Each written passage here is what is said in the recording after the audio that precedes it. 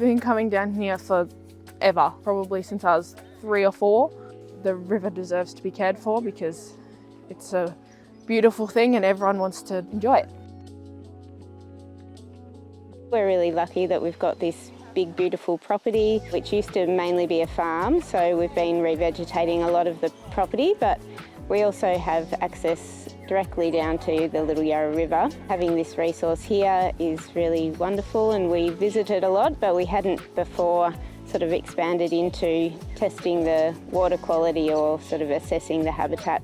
We've always been caring for the land and planting trees every year for many, many years.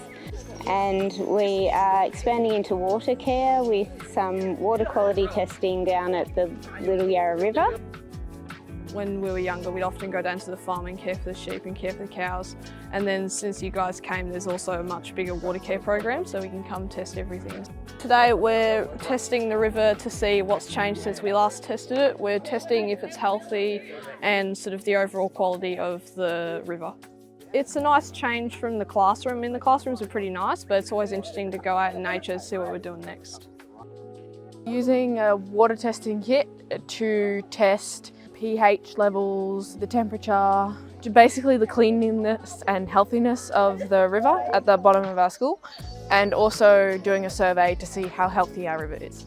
We don't own the river, but we are still, because it borders our land, we're still custodians of the river. So this little piece of a few hundred metres that comes across our property, we try to look after the adjoining wetland, which also influences the river quality. And yeah, just do our part in learning more about caring for the river and looking after it. We did a little bit of theory in class, looking at the different tests and what they mean and the kind of things that can impact those tests. So for example, with salinity, clearing the land impacts salinity because the water table rises.